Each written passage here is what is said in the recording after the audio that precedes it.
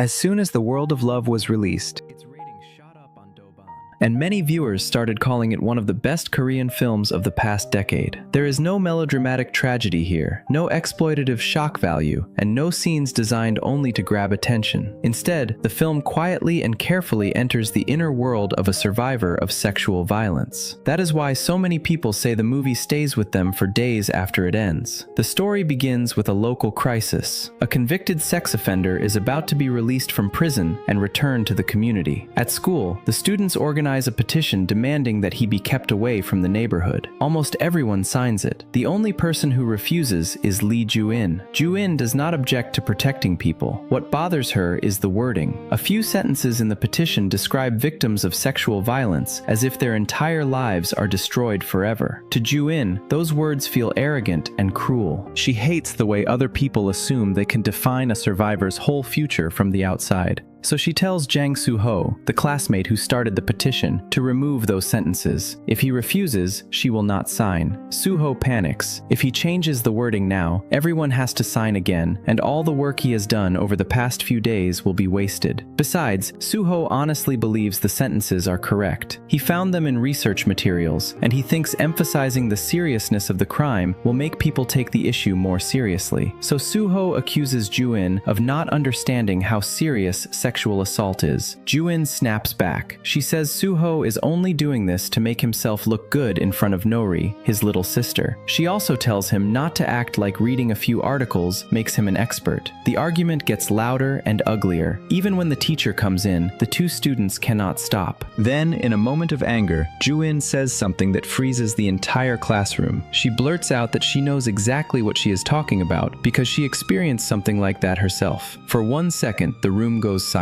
Soo-ho is stunned. No one knows how to react, but almost immediately, the heavy mood breaks. Ju-in turns it into a joke, as if she is only messing around. That is how she usually acts. She is the class clown, the girl who laughs loudly, makes strange faces, and never seems to take anything too seriously. The students relax because they decide she must have been joking. The teacher, however, thinks Ju-in has gone too far. The teacher says this is not something anyone should joke about, and threatens to deduct points. Ju-in follows the teacher out, smiling and begging for mercy like she always does. But those few words have already changed her life. One day, Ju-in is hanging out with friends in the back of the classroom, filming silly videos and playing around. When she reaches into a desk for a prop, she finds an anonymous note. On the surface, she pretends it does not bother her. But later, even while studying after school, she keeps thinking about it. Who left the note? What did they want from her? While she is still distracted, she overhears a few boys talking nearby. Ju-in quietly shifts closer so she can hear them. One of the boys wears glasses, and he matters to her because he is her ex-boyfriend, Park Chan-woo. Ju-in thinks of herself as terrible at love. Every relationship she starts seems to collapse within a month. Even her mother thinks the pattern is extreme. Chan-woo was dumped only a few days ago, and his friends are complaining on his behalf. They say Ju-in is too casual about relationships, and that she has already dated several boys this year. Chan-woo does not openly insult her the way the others do, but the rumors still make Ju-in angry. Over the past few days, gossip has been building around her, and now she feels it pressing in from every side. At the taekwondo gym, Ju-in loses control during training and hits too hard. The coach scolds her. Then Han Mi-do arrives. Mi-do is an outstanding student at the gym, a silver medalist in Germany, and one of Ju-in's close friends. While everyone shares food, the coach tells an embarrassing story from Mi-do's childhood. Back in middle school, Mi-do often ran away from home, hid in the gym, slept there, and even accidentally damaged the place. The joke ends with laughter, but later, outside in the cool night air, Mi-do asks Ju-in a quiet question. Has Ju-in ever had something she tried hard at but could never do well? Ju-in answers honestly. For her, it is love. Mi-do's answer is much heavier. For Mi-do, the thing she cannot do well is forgive. That answer makes Ju-in feel instantly childish. She thinks about what may have happened to Mi-do, and for once, she does not know what to say. Meanwhile, Ju-in's younger brother comes home and finds a letter in the mailbox addressed to his sister. He secretly opens it and starts reading. When he hears the door, he panics and hides the letter under the mattress. Luckily, Ju-in is more interested in his snacks than in his suspicious behavior. Later, While the siblings clean their room together, Ga-eun notices mud on her brother's shoes. Her question sounds casual, but his phone gives him away. He has been sending many messages to their father. Their father only replies once in a while, and eventually stops responding at all. Suho is also dealing with something troubling at home. His little sister Nori keeps coming back from kindergarten with bruises on her neck. The marks do not look accidental, so Suho asks the director to check the security footage. The director dismisses it. She says the injuries are minor, and she has already checked the footage and found nothing.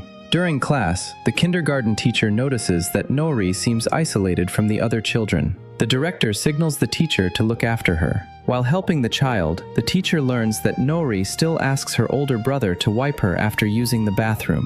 That detail worries the teacher. She gently says that in a family like this, Nori may not be able to grow up in a healthy way. If a child experiences pain early in life, the teacher says, it can change the brain completely. The teacher says it without meaning to accuse anyone, but the director's face changes. She quickly finds an excuse and sends the teacher away. That evening, Ga-eun goes to see Chan-woo and asks to get back together. Chan-woo agrees immediately, but when the two become physically close, Ga-eun suddenly loses her temper again. After Chan-woo works hard to calm her down, Ga-eun finally smiles. He takes her around town, and for a while, they have fun like a normal couple. Ga-eun seems to accept him again. She even brings Chan-woo to the place where she volunteers and excitedly introduces him to everyone. Her friends receive his gifts and welcome him warmly. Then Mi-do arrives, clearly in a bad mood. When Ga-eun introduces Chan-woo, Mi-do explodes. She scolds Ga-eun for breaking the rules and bringing an outsider into a place that is supposed to feel safe. Ga-eun tries to explain, but Mi-do cuts her off. No matter how the others try to calm her down, Mi-do keeps everyone at a distance. Ga-eun does not understand why Mi-do is so angry. She becomes anxious and hides in the bathroom for more than an hour. Her brother gets worried, but their mother seems used to this. She hands her son a bottle and tells him to go to the balcony if he needs the bathroom. Then she sits outside the door, takes a drink from the bottom of her thermos, and sighs heavily. Late that night,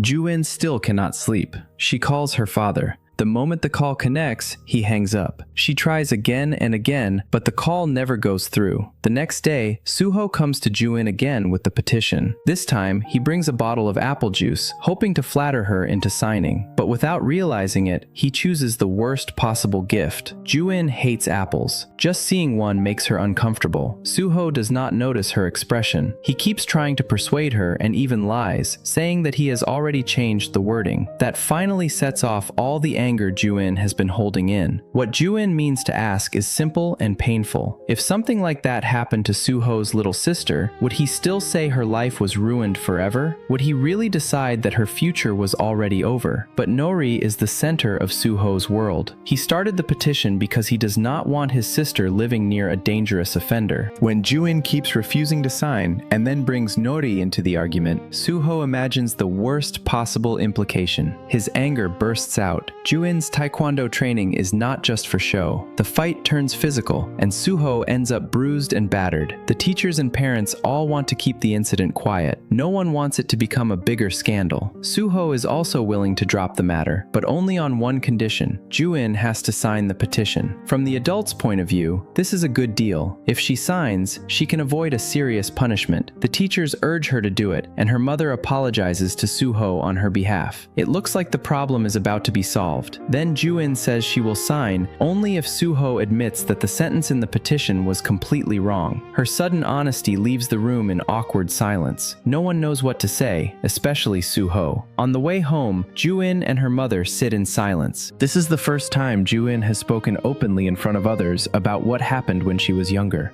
Ga-eun glances at her mother and apologizes. Her mother answers that she is the one who should be sorry. That apology opens years of pain. Ga-eun finally lets out the anger and resentment she has carried for so long. She cries and accuses her mother, and the words cut through the mother's already wounded heart. Her mother cannot defend herself. She silently hands Ga-eun a tissue and drives around with her daughter a little longer. At home, Ga-eun's brother is desperately writing a reply to the secret letter. He writes, erases, rewrites, and gets more frustrated. When he hears someone at the door, he runs out and carefully pulls it shut behind him. Their mother pretends not to notice. She talks to her son for a moment, then quickly goes back to her room. Only then does her own fragility show. Years of pain and guilt have damaged both her mind and her body. She has also developed a drinking problem.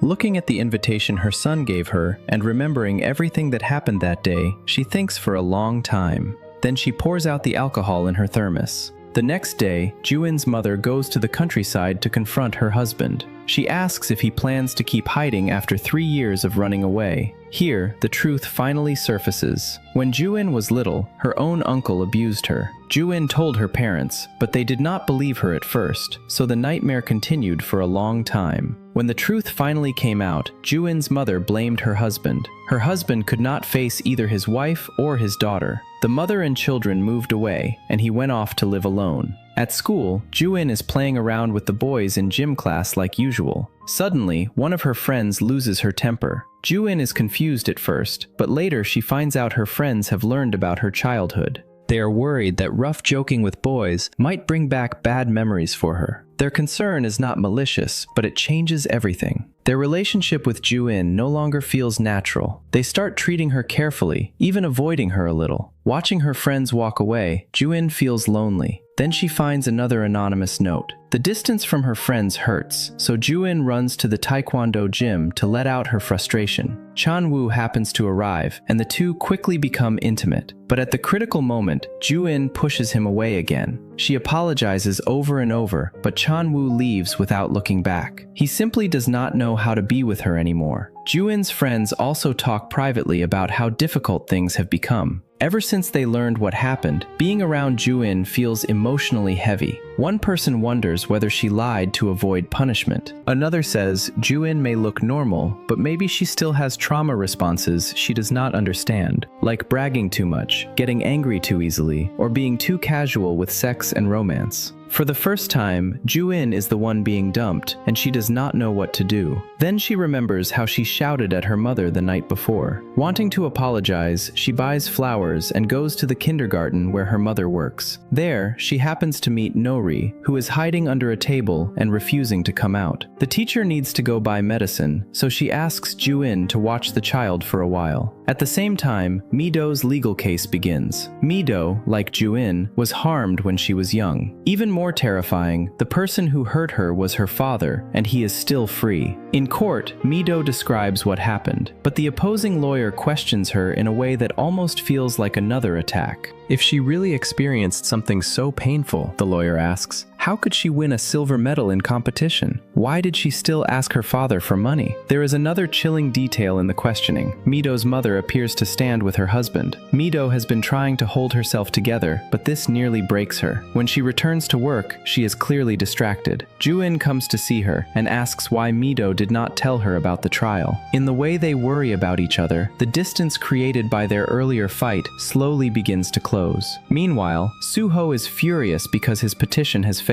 The offender still returns to the community. At that moment, he hears Nori crying and refusing to go to kindergarten. When he tries to comfort her, he discovers new bruises on her neck. Soo-ho immediately takes her to the kindergarten and demands to know what happened. Seeing the situation, the director finally checks the security footage herself. What she discovers shocks her. The person responsible is her own daughter. The footage shows the day Ga-eun watched Nori. Ga-eun stands with her hands on her hips and says something. Nori, who had been hiding under the table, slowly starts crawling out. The director watches carefully and frowns. Then Nori hears the director say that the teacher went to buy stomach medicine. Nori asks if the director is in pain, and the director forces a smile and says she is fine. The moment mirrors what happened in the footage. Nori seems to have been copying Ga-eun. When the director realizes this, she hugs Nori with a broken heart. She remembers the teacher's words. When a child experiences pain early in life,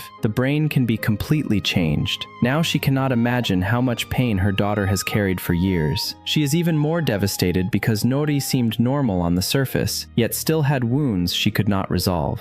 Under the wave of guilt and pressure, the director collapses. At the same time, Ga-eun receives another anonymous note in the classroom. Now everyone around her feels suspicious. She can no longer stand the feeling of being watched and judged. She slams the note onto the desk and storms out. Elsewhere, her younger brother waits on stage, full of hope, but the performance ends without any of his family appearing in the audience. That night, the troubled siblings finally hear that their mother has been hospitalized. They rush to the hospital. Their mother takes Ga-eun's hand, presses it against her chest, and holds it there. It feels like she is trying to tell her daughter one thing: if it hurts, say it. Do not keep everything buried inside. Thankfully, the illness is not serious. After she is discharged, their mother makes up for missing her son's performance by holding a small magic show just for him. During these days, Ga-eun also receives messages from her father. Then, while helping her brother look for something, she finds a pile of letters. They are from her uncle in prison. Ga-eun is surprised, but she does not want to read them closely. What moves her more is the childish, unsent reply her brother wrote. He has been trying to answer the letters in his own innocent way. There is another piece of good news. Nori does not hate Ga-eun for what happened at kindergarten. Instead, she only asks her brother to help her get payback in a child's simple way. Ga-eun's friends also begin treating her like they used to. Surrounded by her family and friends again, Ga-eun seems to start coming back to herself. She gives the 3 anonymous notes to the teacher and decides not to keep chasing the person behind them. With lighter steps, she returns to the classroom. She casually picks up an apple from the floor. In the past, even seeing an apple made her uncomfortable, but now she does not recoil from it. She feels the change inside herself and lets out a quiet sigh of relief. Then she finds another note. For a moment, Ga-eun hesitates, but after thinking it over, she gathers the courage to open it. The words on the paper make her even more certain about what she wants. She wants to feel the beauty of the world again. She wants to be the owner of her own world. The World of Love won both the Jury Award and the Audience Award at the Pingyao International Film Festival. After watching it, many people called it a rare masterpiece. What the film reveals is something society often overlooks. Sometimes our imagination of survivors becomes heavier than the trauma itself. The sentence in Suho's petition is, in a way, a well-meaning mistake. Suho truly wants to protect people. He researches the issue and believes he is stating a fact.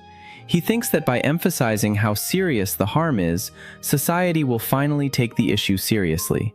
He has no cruel intention, but he still hurts Ga-eun, because that sentence turns into a collective judgment on every survivor. It says their life is already over. Their spirit has already been destroyed. They should be broken, and society will follow them forever with pitying eyes. This is the second wound the film points to. It is not only the harm of being disbelieved, it is also the harm that comes after people believe you, then use the sentence, "Your life is ruined," to define the rest of your existence. That kind of definition leaves no way out. If you admit the trauma, you become the person everyone believes has been destroyed. Every emotion, every flash of anger, every romantic choice, every awkward moment can be forced into that frame and over-explained. But if you reject that definition, people may accuse you of denying the harm, ignoring other people's concern, or proving that you are still traumatized because you cannot accept the label. Ga-eun refuses both paths. She says, in effect, that yes, this happened to her, but she is still the owner of her own world. The final note Ga-eun receives is not an accusation or harassment. It is a confession letter from another girl who has had a similar experience and has been watching Ga-eun from a distance. That letter gives the whole film its final meaning. Ga-eun's struggle, anger, laughter, recklessness, resistance, and healing are all part of her own story. But without knowing it, she has also become a reference point for someone else. Another girl sees Ga-eun and believes for the first time that maybe she too can still be okay. That is why the title matters. The world does not belong to the people with power. It does not belong to the people who define someone else's fate. In this story, the owner of the world is an 18-year-old girl who has been watched, judged, pitied, misunderstood, and pushed into other people's definitions, yet still insists that the world is hers. Not because she was hurt, but because she refuses to let that hurt live the rest of her life for her. The film does not turn the story into a furious speech, and it does not give the survivor a tragic, heroic ending. It simply follows a girl through one long, difficult summer as she slowly takes herself back from other people's definitions. Director Ga-eun has said she wanted to make a story about resilience, not a story about trauma. The difference is where the story places its center. Is the center the thing that happened in the past, or is the center the person who keeps living after it? The World of Love chooses the second answer. That choice itself is a stance. A survivor's story should not be frozen at the moment of injury. Her life still has endless possibilities. Her world still has wide open space. That's all for today's movie recap. If you enjoyed this story, don't forget to subscribe to our channel, like, comment, and share. I'll see you in the next one.